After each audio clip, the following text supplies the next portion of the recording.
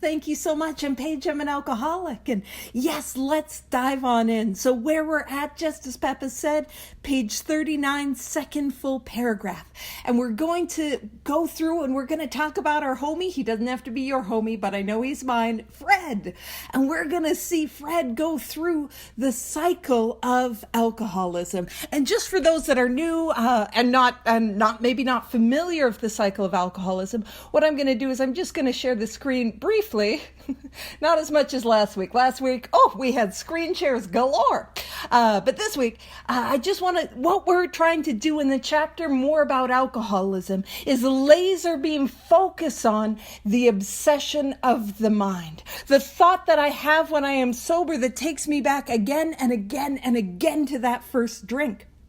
Because that is what makes this illness hopeless. And so as we go through Fred's story, we're going to see some symptoms of his alcoholism. So we're going to talk about the allergy of the body. So once he starts, he cannot stop. We're going to see him go through some sprees. We're going to see him hit a firm resolution that he is not going to drink again. We're not going to see too much of his spiritual malady, but we will see the obsession of the mind. And that's what we want to focus on, because that's what helps us to see that this illness is hopeless. So that's what we're going to do. And as we go through, we're going to label some of these. We're going to point these things out, and we're going to help Fred have a step one experience, and hopefully we'll have one too. So Fred, now I always want to talk about who the people are. So unless Rob's going to correct me, which I'm always here for, I don't stand much, but I do stand to be corrected. Some of you get why that's especially a joke. Alrighty. But Fred, his real name was Harry Brick. I don't think you need to write that down. You can just sort of visualize a big furry little brick, and you'll remember it forever, but write it down if you want. And his story was in the first edition, and it was called A Different Slant.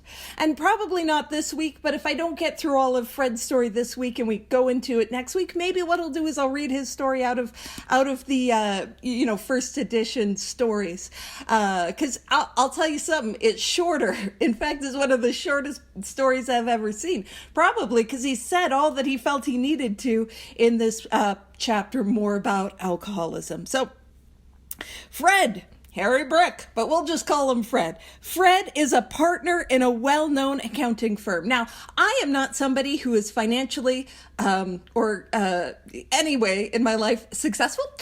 So I don't know what a partner is. Is it like he's whining and dining an accounting firm? What does that mean? So for those of you who are a little like me and are like, I don't know corporate, business, what does that mean? A partner would be a co-owner like you would have in lawyers. So he is a co-owner of an accounting firm. So that guy knows his business and his numbers, which is the technical term. I bet he doesn't even budget based on vibes. I bet he budgets,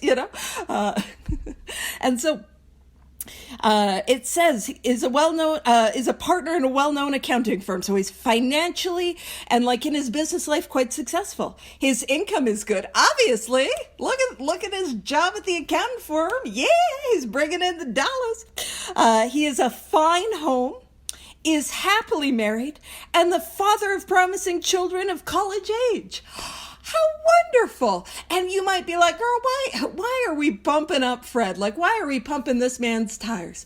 Well, what we're doing with Fred, I believe, is we're trying to help cut through all that delusion, not that you guys have, and the denial, not that you guys have, but all the things that at least I know I brought to Alcoholics Anonymous. No, I can't be an alcoholic. I have this and this and this and this. Now, to be fair, I have none of what Fred had, but I can't be an alcoholic. I've got a good job. I can't be an alcoholic. I've got a good relationship, a good marriage. I've got good kids. I can't be an alcoholic. And so we're trying to not even subvert, but to clear away the denial and the delusion that we come to. Because alcoholism essentially comes down to two symptoms. What happens when I start to drink and what happens when I try to stop. So once I start, can I not control the amount that I take? And when I try to stay sober, does that not work? Those are the two symptoms. But this is Fred. He also, it says he has so attractive a personality that he makes friends with everyone. And I said I wouldn't do too much of the screen share. I'll just do this. and then I should be done for screen shares. But I made this little thing. Everybody loves Fred. How could you not? That's actually a little picture of Harry Brick that I made a little fancy. So that's Fred. That's what he looks like. What's not to love about this guy? Such an attractive personality. Everybody loves him. So it says, if there was ever a stable businessman, it is Fred. Can't relate, but good for you, buddy. And so again, he's not fitting what we might expect an alcoholic to look like. He goes on to say he is so attractive a personality that he makes friends with everyone. So he's a wonderful guy. He is so attractive a personality that he makes friends with everyone. If there was ever a successful businessman, it is Fred. To all appearances, he is a stable, well-balanced individual, yet he is alcoholic. So all of those things do not disqualify me from alcoholism. Being successful, being personable, being social, being just a wonderful human being does not disqualify me from alcoholism. So yet he is alcoholic. We first saw Fred about a year ago in a hospital where he'd gone to recover from a bad case of jitters. So I want to contextualize this. What happened? So Fred drank his way into having to be hospitalized. And the jitters are the withdrawal symptoms. Yeah, he's got some DTs. He's having some physical symptoms as a result of what? The physical allergy. So if you're writing in your book today, you can make a little note that what that is pointing to is the allergy of the body. And I point that out because non-alcoholics stop drinking before hospitalization. And so we can hold our experience up to that light. Have I ever been hospitalized as the result of my drinking? And I want you to know, when I first got here, my answer to that would have been no, because I sometimes take things a little literally, and I'm like, I never was clinically diagnosed with alcohol poisoning. Yeah, but there was that time the police picked me up, and they were like, she's out of her mind, and took me to the hospital. That counts too. Any injuries that happened when I was in a blackout, falling down, blacking out, that counts too. Just going to throw that out there. So do I have any experiences like that? That points to the idea that I don't have the ability to control the amount that I drink once I start. And that points to the idea that maybe, just maybe, I have this allergy of the body that once I start, I cannot stop. So it says it was his first experience of this kind, and he was much ashamed of it. So he's got some of that remorse and regret that we talk about in the cycle. Far from admitting he was an alcoholic, he told himself he came to the hospital to rest his nerves. I don't have a drinking problem. I've got anxiety. Two things can be true. And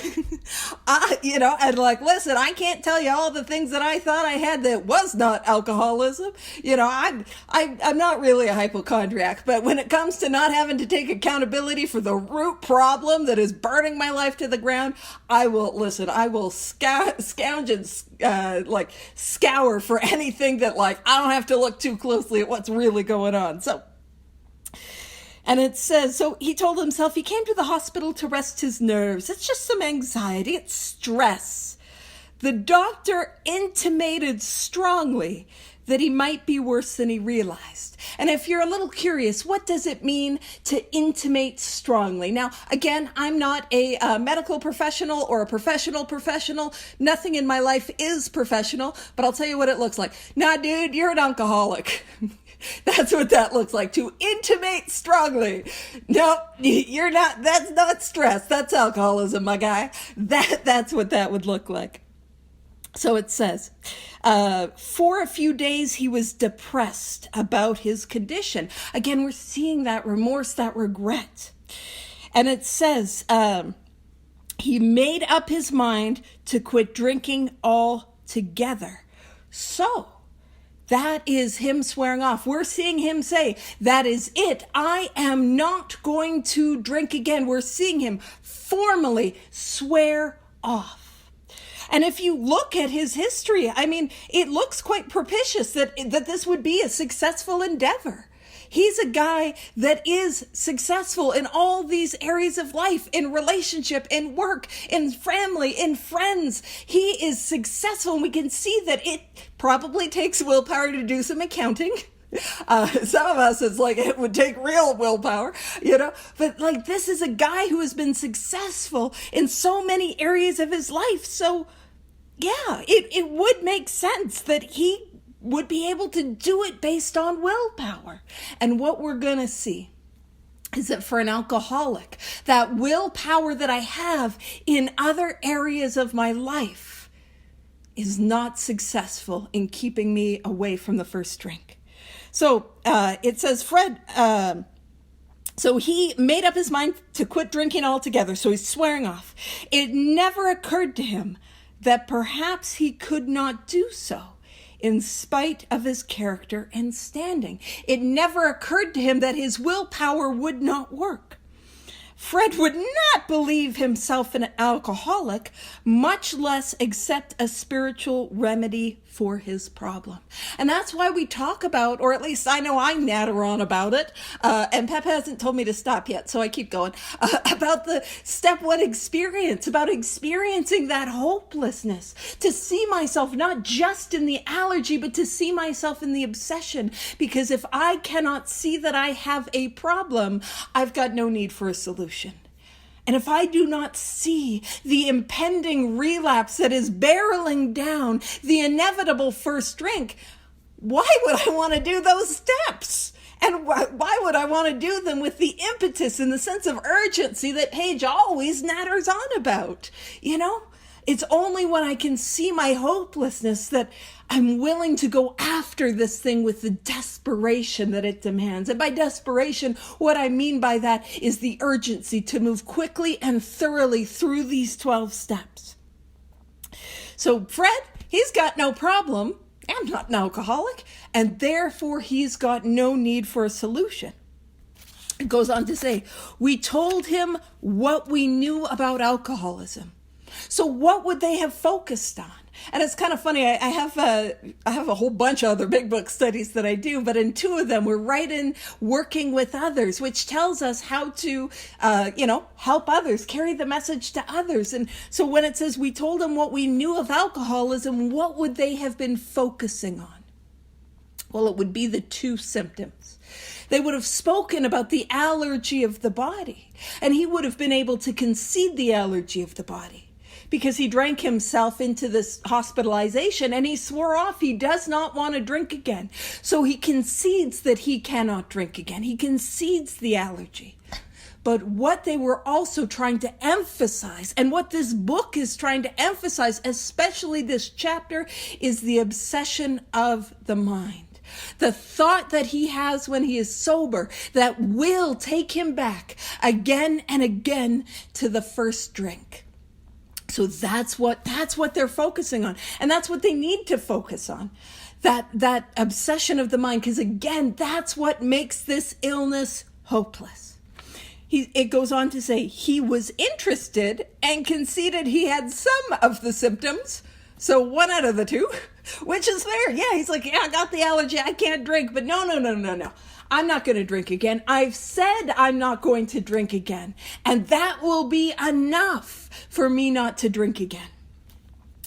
And it says, but he was a long way from admitting that he could do nothing about it himself. And we're pointing to that idea that step one is really coming to the end of myself, that I see that I've got nothing that I can put between me and that first drink, that it's going to happen and I can't stop it on my own power. And again, if I'm wondering if I'm there, I can look at all the ways that I tried to get sober and stay sober.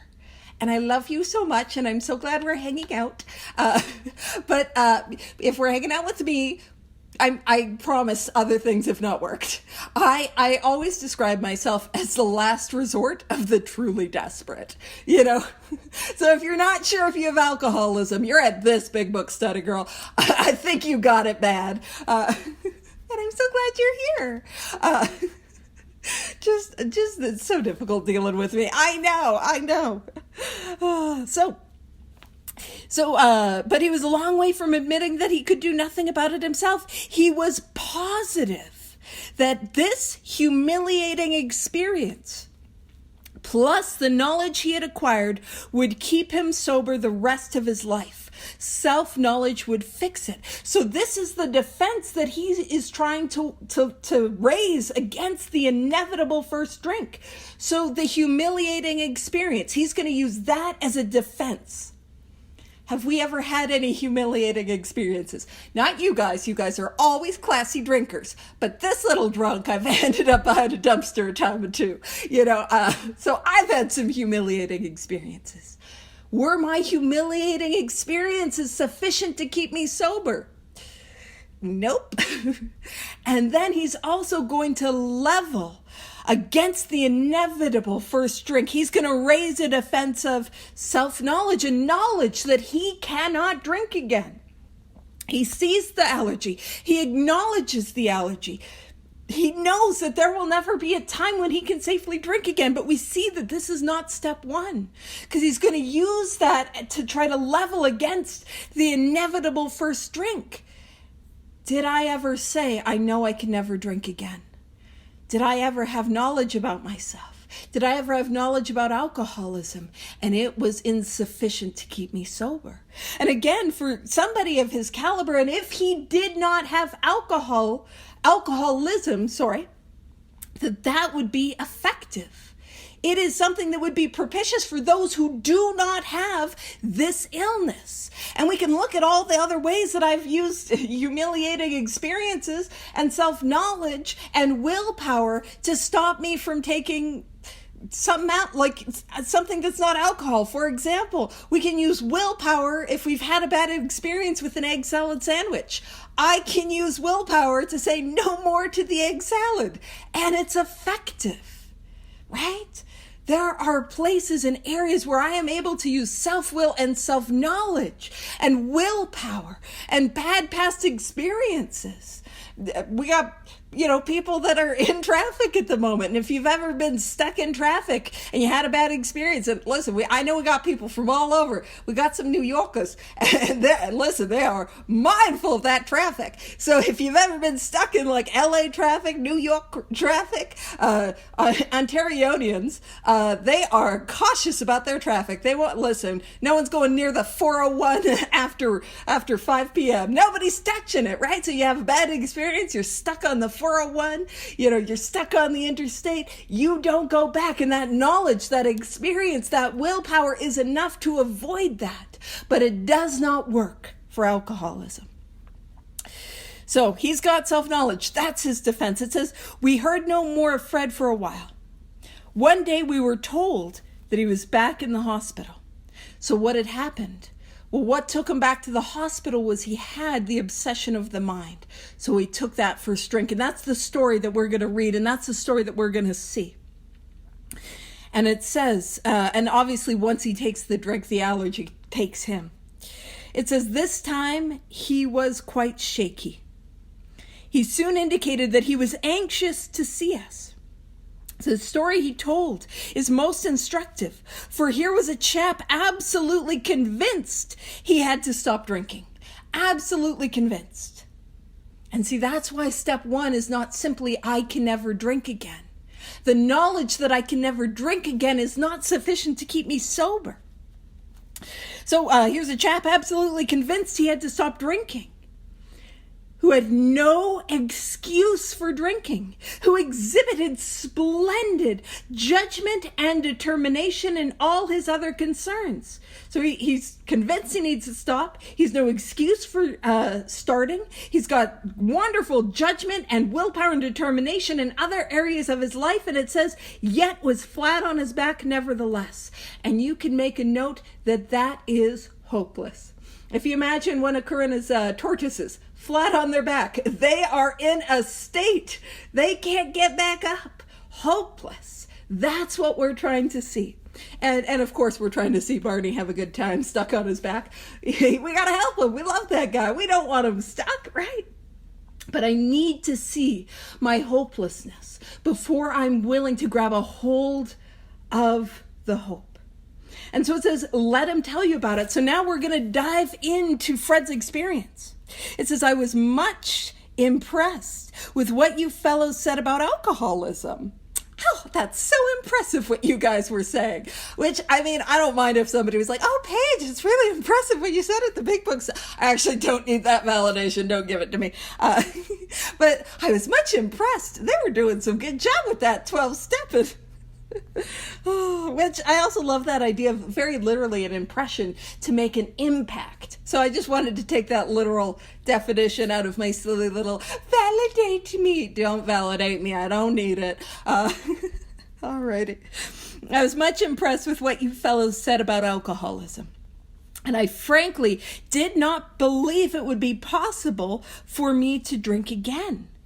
I rather appreciate it. So he's like, there's no way I'm going to drink again. I rather appreciated your ideas about the subtle insanity which precedes the first drink. Now that subtle insanity which precedes, which is to come before the first drink, is the obsession of the mind. So what we're talking about is the thought that I have when I'm sober that comes before I take that first drink. So he's like, yeah, that makes sense. I appreciated your description of that. But I was confident it could not happen to me after what I had learned. So thank you. That doesn't apply to me. God bless you. Go have a day, I reasoned I was not so far advanced as most of you fellows. Now, I don't know about you, but I came here. I am young. Like when I got here, I know I'm still young. I'm not trying to say I'm old. I wouldn't make it out of the meeting alive if I said that. But when I got here in my early 20s and I'm like, oh no, I've never had a DUI. Didn't have a driver's license. I've never gone to jail. Well, no, they took me to the hospital because I was too nutters to take to jail. That's the clinical term. I never got a divorce. You need to sign paperwork to get married to get a divorce. And that requires more paperwork. So that's the only reason why. And I was looking for all the ways I wasn't as bad as you. And I know nobody here has ever come to the meetings and done that. But, that was what I was doing. I was auditing. That's the only time I would do any sort of tax related business, by the way, is I was auditing you. And I am not as bad as you. Unless I got that wave of, no, but I'm way worse than you, and this whole AA thing couldn't possibly help somebody like me. I've been doing that at the same time, in the same meeting, right? I'm looking for all the ways I didn't fit, all the ways I didn't belong. So he goes on to say, I reasoned I was not so far advanced as most of you fellows, that I had been usually successful in licking my other personal problems. So here's a guy who would have personal problems and he was able to overcome them, to work through them, to move through them. And he says that I would therefore be successful where you men failed. I had every right to be self-confident, that it would be only a matter of exercising my willpower and keeping on guard. So that's what he's got. He's got his defense. And what we will see is that for an alcoholic, willpower, on guard, humiliating experience, knowledge, none of that is sufficient. It goes on to say, in this frame of mind, I went about my business and all was well. And he's in his rapprochement. He is like, let me live my life. I'm good. I'm living the dream. You know what I mean? He's like, yes, we've hit equilibrium. I got it. You guys. I'm just assuming he's a fancy guy. You can assume. we can extrapolate that I am not a fancy guy. So I'm trying to lean into his fanciness, and he says, I had no trouble refusing drinks and began to wonder if I had not been making too hard work of a simple matter. Now, I want to point this out because this is the subtlety of the obsession of the mind. This is not the full-blown, we're going to see when he goes full-on, obsession of the mind takes him. But this is how subtle the obsession of the mind is. So he's got this defense and all of a sudden, maybe I'm making too big a deal out of it. And for those of us who have been around a little while, the mental obsession is not going to look like Paige take a drink. listen, I'm busy. I got 2 big book studies to do today. I don't have time to take a drink. So the obsession of the mind can't enter there. So where does it enter? It enters with those quiet thoughts that say, I don't need to do my evening review today. Nobody really does it every day. I don't need to meditate. Most people don't really meditate. I don't need to pray. I don't need to make that amends. I don't need to worry about that. I don't need to help that newcomer. I have to, and to be fair, sometimes we get a lot of sponsees, but it's like, I don't need a new sponsee. I don't need to be working with somebody. I'm just going to focus on XYZ. I don't need to write that inventory. I'm right there wrong. And I don't maybe need to do as much service as I'm doing. I don't need to go to as many meetings. Now, I'm not pointing out, I'm not focusing on the meetings because that's usually the last thing to go. There was an erosion where the obsession of the mind cleared away all my trivial defenses. It's like my defenses were like paper mache, and they're just getting knocked away, until what will inevitably enter is, but this time will be different. I just got to get it out of my system. And so that's what we're seeing here. And it goes to say one day I went to Washington to present some accounting evidence to Government Bureau. This is where I like to play a game. So the game I like to play is find his triggers. Now, I want to be very clear that I'm doing a tongue-in-cheek sort of gag with this. And the tongue-in-cheek sort of gag is the idea that oftentimes I was told, like, oh, girl, you just got to watch your triggers. But you see, the problem with my alcoholism is not out there in the world. And I don't know about you, but I drank when I was having a good day. I drank when I was having a bad day. I drank when I had money. I drank when I didn't have money. I drank when I was in a relationship. I drank when we broke up. I drank when things were going well. Like none of the external circumstances were what made me drink, and none of the external circumstances was enough to keep me sober. And oftentimes I want to go out to the world to find out what happened. And a relapse is never what happened. What happened is inevitable. If I have alcoholism, it is inevitable that if my illness is untreated, I will take a drink. So what happened was just the inevitable progression of alcoholism, the inevitable condition that is alcoholism, right? If I have hay fever and it's springtime, what is inevitable is I will get hay fever symptoms. If I am an alcoholic, the inevitable is that I will drink again. Take care, drive safe. It's all right, the attention span of a gnat. Alrighty. And so the looking for my triggers is a tongue-in-cheek sort of thing that I do.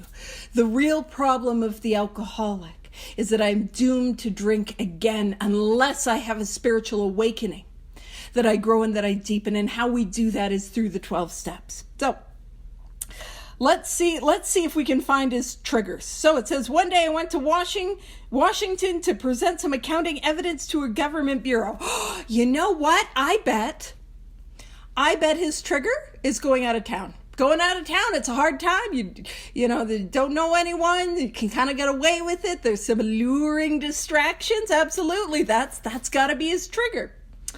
I'd been out of town before during this particular dry spell, so there was nothing new about that. Okay, so that's not his trigger. Maybe he's just feeling a little physically under the weather. People want a hungry, angry, lonely, tired. Maybe he's just a little not feeling well. He's got some stuff going on. Physically, I felt fine. Okay, that can't be it. That's not his trigger. Well, maybe he's got a lot of problems and worries. He's got a lot of stress going on. Neither did I have any pressing problems or worries. Okay, maybe he did the presentation to the government bureau and it didn't go well, and he was feeling some of that after regret and remorse, and he's feeling a little embarrassed, and it says, my business came off well. I was pleased and knew my partners would be too. Okay, you know what? I think it's clouds. I bet there are clouds in the sky, and that is his trigger. And that's also probably why we got so many people out of this UK meeting. You know what I mean? Who haven't seen a sun in months. That's got to be it, right? His trigger is clouds. It was the end of a perfect day, not a cloud on the horizon. That can't be it. And what I also want to point out is the juxtaposition between our guy Fred and our guy Jim. If you guys remember, Jim, man, he was stewing in resentment and self-pity and self. But Fred doesn't have that going on. And again, I just want to point out, even though we're not seeing the evidence of the spiritual malady, the mental obsession is still there and will still take him back to drink. Spoilers! Spoilers! Don't mean to spoil the story for you. I mean, it already did because he was back in the... Anywho. So I went to my hotel and leisurely dressed for dinner. Now, I'm going to point out that I don't think putting on clothes was his trigger, because I presume if the presentation to the government bureau went well, he was fully dressed and dressed appropriately, so I'm just going to assume that's not his trigger. And then it says, as I crossed the threshold of the dining room, the thought came to mind that it would be nice to have a couple cocktails with dinner. That was all, nothing more. We did it! We found his trigger. It's thresholds. All he's got to do is avoid thresholds. If you're wondering what is a threshold, it's an entryway from one plane to another. He's just got to avoid any doorways. That's it. That's his trigger.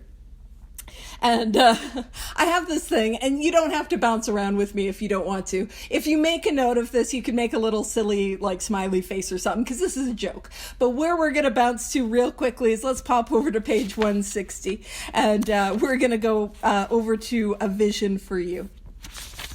And you don't have to. All of my bouncing around is consensual. And so what we're going to do is we're going to page 160, second full paragraph. And what we're talking about is in those early days where they were 12-stepping other members carrying this message, and they were doing so at the home of T. Henry and Clarence Williams. It was in Akron, Ohio, 676 Palisades Drive. You don't need that information, and Rob's going to correct my pronunciation, I am sure, in the chat. You don't have to. He's already on it. So it says, many a man, yet dazed from his hospital experience, has stepped over the threshold of that home into freedom. And I like to bounce around there because I'm like, thank goodness Alcoholics Anonymous is not asking me to watch my triggers. Thank goodness. Why? Because that was an impossible task. But also, bless you. But also, it's the worst when I do that. But also, that, like, as the result of actually treating the alcoholism, we have the freedom to go anywhere. The freedom to go anywhere. That's what's available. Now, that happens as the result of the 12 steps, the spiritual awakening that allows me that freedom. But I don't have to watch out for doorways, you know. like, you know, that's my trigger, you know. So let's go back to page 41. So when it says, page 41 in the italics are emphasizing this is important. As I crossed the threshold of the dining room, the thought came to mind that it would be nice to have a couple cocktails with dinner. That was all, nothing more. And that right there, the thought that comes to mind is the obsession of the mind. A couple of cocktails would be nice with dinner. That is it. Nothing more. That is the obsession of the mind. And that is the power of it, because in that moment, he's not thinking about, hey, you know how the alcoholics told me I would drink again? He's not thinking about that. He's not thinking, hey, as I spoke with the alcoholics, I paired my symptoms up with the symptoms that they described. And I saw that I had the allergy of the body, and I conceded that there would never be a time when I would ever safely drink again. That's not coming to mind. He's not getting the thought, you know what I should do? I should call my sponsor. That doesn't come to mind. He doesn't have the ability to remember to play the tape and think about how he ended up in the hospital last time. None of that comes to mind. And that is the power of the obsession of the mind. So it says, I ordered a cocktail in my meal. Then I ordered another cocktail. After dinner, I decided to take a walk. When I returned to the hotel, it struck me that a highball would be fine before going to bed. So I stepped into the bar and had one. And what we're seeing is the allergy of the body kicking off. And that's what it looks like. I'm just going to have one. You know what? I'll just have another. going for a walk, come back. You know what? I'll have something right before I go to sleep. And that's the phenomenon of craving. He is off. And so he says, when I returned to the hotel, it struck me that a highball would be fine before going to bed. So I stepped into the bar and had one. I remember having several more that night and plenty the next morning. And what we're going to see between this and the next couple sentences is going to be his spree. So this is him going on a spree. It's way more fun to say than it is to come out of, let me tell you. So I remember having several more that night and plenty the next morning. I have a shadowy recollection of being in an airplane bound for New York. And I'm going to point out a shadowy recollection that is at best a brownout, and we're going to see that it is a blackout scenario that's happening. And I'll tell you an experience that I had. I was actually probably over a year sober when I was in university, and I was overhearing some people chit chat and having a talk, and somebody was like, you know what? I was so scared. Do you know I blacked out last night? As if that was a shocking event and not a regular occurrence. It did not occur to me that most people, when they drink, don't black out all the time. Whoopsies. And I was sober a while there when that clicked. So just gonna sprinkle that little mess into your life, because it was a mess in mine. What? Alrighty. So it says, I had a shadowy recollection of being in an airplane bound for New York and of finding a friendly taxi cab driver at the landing field instead of my wife. Now, I am not married, but I believe in the marital home, that is what we call a major F-up. That is not an oopsie-doopsie or a whoopsie-daisies. That's a big uh-oh. That's a big uh-oh. And it says, the driver escorted me about for several days. So, I got empathy. His poor wife, he's gone. He's not there. She's like, where did he go? And there's no, find my, location tracker, air tag, any of that. So she's just he's gone. And can you imagine the cab bill? Several days. Some of you are like, I don't know if I would pay a cab to go to the next city over. That's expensive. Several days. That Rob's got a 1930s taxi, and you'd have to run from that to try to avoid paying the bill. Don't do that. Let's make amends. Alrighty. I know little of where I went or what I said and did. Then came the hospital with unbearable mental and physical suffering. So he comes to and he's experiencing that remorse and that regret, that unbearable mental and physical suffering. As soon as I regained my ability to think, I went carefully over the evening in Washington. So he's trying to think about what happened. Not only had I been off guard, because his defense was on guard, now he's off guard, I had made no fight whatever against the first drink.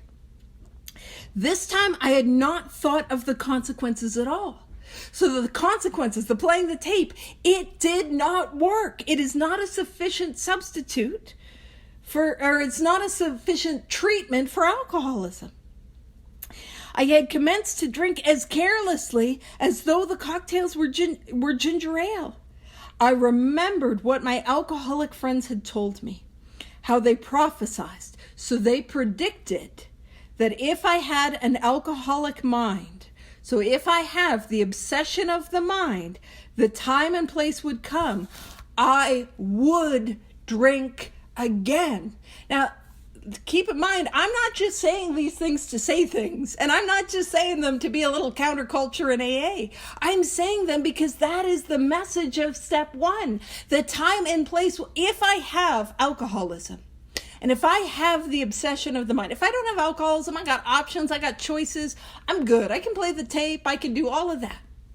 But if I have alcoholism, the time and place will come.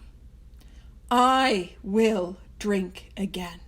And a way to look at that, I don't often equate promises with sort of negative things, but that's like a step one promise. It is promised to me that if I have alcoholism, and I don't have the spiritual awakening that happens as the result of the 12 steps, it's not a matter of if I drink again. It is when I drink again. And that's the reality of alcoholism. And again, page 42, top of the page, it says, though I did raise a defense, it would one day give way before some trivial reason for having a drink. You see, that trivial reason really is the obsession of the mind.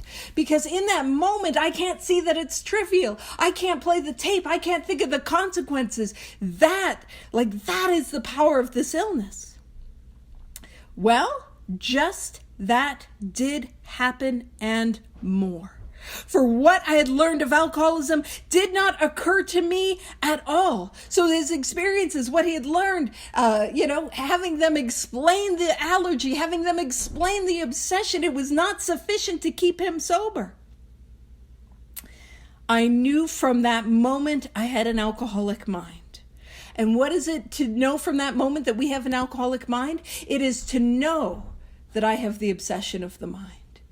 That's what he's conceding. He was already able to concede that he has the allergy. Now he's going to concede that he is the obsession of the mind. Now, I'm gonna do better. Now, I shouldn't say I'm gonna do better on time than I normally do, because that's setting me up to lie to Peppa, and I never want to lie to Peppa. No.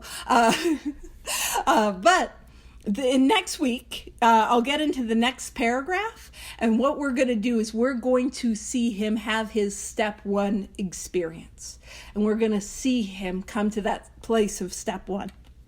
But right now, he's conceding he has the obsession of the mind.